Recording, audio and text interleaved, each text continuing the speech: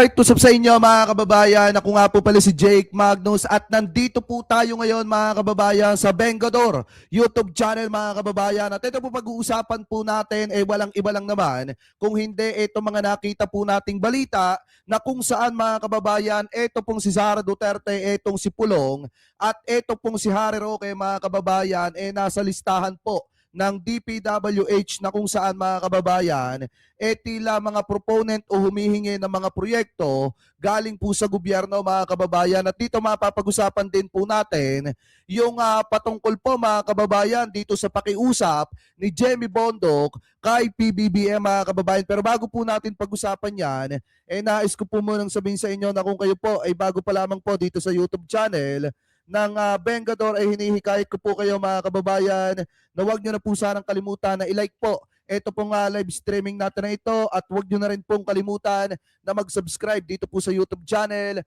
ng Vengador mga kababayan para lagi po kayong updated sa tuwing mag-upload po tayo or magla-live tayo ng panibagong issue or topic na katulad po nito mga kababayan. At gusto ko rin po kayong batiin ng isang magandang umaga, tanghali, hapon, gabi. Saan masulok naman do kayo naroroon, mapasa Pilipinas man po kayo or ibang bansa, sana pinasa mabuti po kayong kalagayan at gabayan po kayong lahat ng ating Panginoon. Mega love shoutout po sa inyong lahat at mabuhay po kayong lahat at mega love shoutout po sa lahat ng mga viewers na nakatutok po sa atin kay Gardel. Ayan, mega love shoutout po sa inyo kay Ma'am Marites, ayan, mega love shoutout kay Ma'am Heidi, mega love shoutout po kay Ma'am Dolly Babes, mega love shoutout po na napakasarap. Pakisabi po kay Tatay Marcos at kay Nanay Emma, mega love shoutout din po sa kanila. So ngayon, mga kababayan, siguro yung iba, mamaya na po natin babanggitin at umpisahan na po agad natin. Ito pong ating talakayan, dito muna sa nakita po nating balita na kung saan mga kababayan, ayon po dito sa DPWH na leaks, na kung saan mga kababayan, makikita nyo si VP Sara, si Paulo Duterte at Harry Roque, nasa DPWH project daw for 2020 mga kababayan. At nakikita daw po na ito daw pong sina Sara Duterte, Harry Roque at Pulong Duterte, mga proponent mga kababayan ng mga proyekto na galing po dito sa DPWH. So ngayon mga kababayan, pakinggan po natin etong nakita po nating balita galing po dito sa Bilyonaryo News Channel. I-play na po natin mga kababayan. Tinumbok na rin si VP Sara ng tinaguriang DPWH leaks na hawak ng Bilyonaryo News Channel. Laman din ng dokumento ang kanyang kapatid na si Congressman Pulong Duterte at longtime ally na attorney Harry Roque. Biruin nyo mga kababayan, si Harry Roque kahit spokesperson lamang po nung panahon ni dating Pangulong Duterte, may kakayanan din pala mga kababayan para mag-request ng proyekto sa gobyerno mga kababayan. Kita nyo kung gaano katindi. Kung tutusin, dapat DPWH po ang gumagawa niyan, hindi yung mga politician, kasi maliwanag naman po yung sinabi ni Yusek Bernardo na dyan din po nang gagaling yung matinding sistema ng kickback mga kababayan. Ano po ngayon, ituloy pa natin. Narito ang exclusive agenda report ni Joash Malimban. Aabot sa 16 line items worth 1 billion pesos ang umano'y requested projects ni Vice President Sara Duterte sa 2020 DPWH budget habang nakaupo siya bilang alkalde ng Davao City. Ayon yan sa tinaguriang DPWH leaks o ang mga dokumentong nakuha ng Bilyonaryo News Channel na nagdedetalye sa mga proponent o sponsor ng mga proyektong inilalatag ng DPWH sa kanilang budget proposals. Bilang paglilinaw, hindi BICAM o budget insertions ang laman ng mga dokumentong ito. Ito ang mga line items para sa DPWH budget proposal na ipinepresenta at pinagtatalunan sa Kongreso bago maging General Appropriations Act o GAA. Pero grabe naman mga kababayan yung kay Sara Duterte, biruin nyo umabot ng nasa 1 billion pesos. Kung lahat yon mga kababayan, masusunod at may isa sa katuparan yung kanyang request na yon o yung kanyang sponsor na yon mga kababayan, ang laki po pala ng kickback doon ni Vice President Sara Duterte. Anyway, tuloy pa natin. Inappropriate intervention kung maituturing ang pagre-request ng isang politiko ng proyekto habang binubuo ang NEP ayon kay former DPWH Undersecretary Roberto Bernardo. Dahil dapat namang galing ang budget proposal sa mga opisyal lamang ng DPWH. Bukod sa ilang anomalous BICAM insertions, dito rin umano nanggagaling ang sistema ng kickback scheme.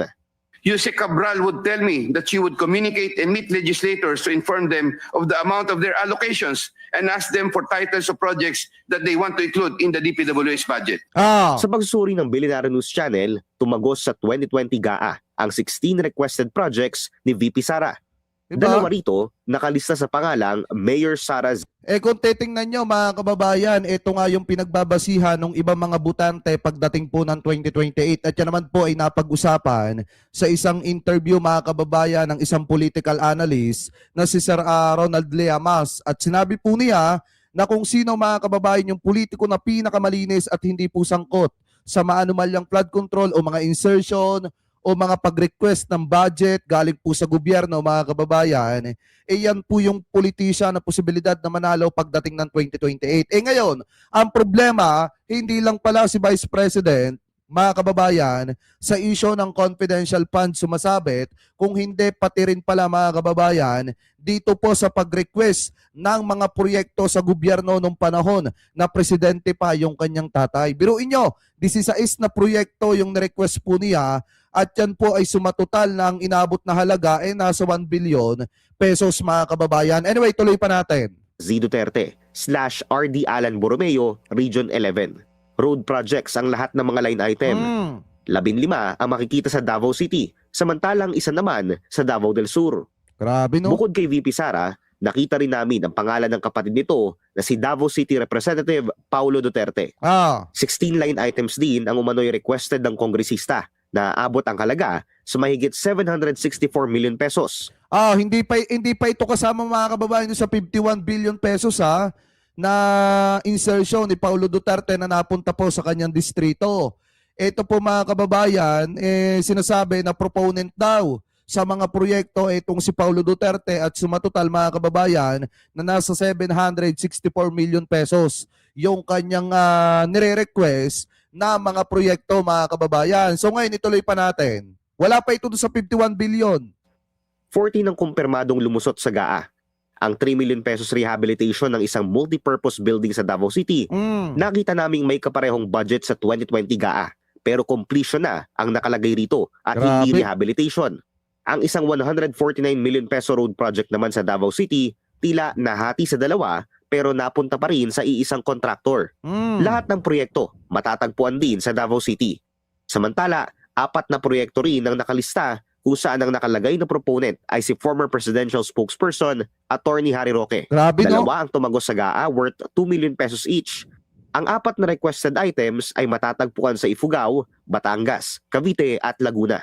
Sinsika pa namin kunin ang panig ng mga Duterte at ni Roque, pero wala pa silang tugon sa aming mga mensahe. Para sa ngayon mga kababayan, yung mga maiingay at pilit idinadawit ang presidente sa mga anomalyang flood control, insertion, mga kickback, ngayon tahimik nung hinihingan mga kababayan ng pahayag patungkol po dito sa mga nire-request po nila ng mga proyekto nung sila ay nasa kapangyarihan pa, katulad itong si Sara Duterte nung siya ay mayor pa.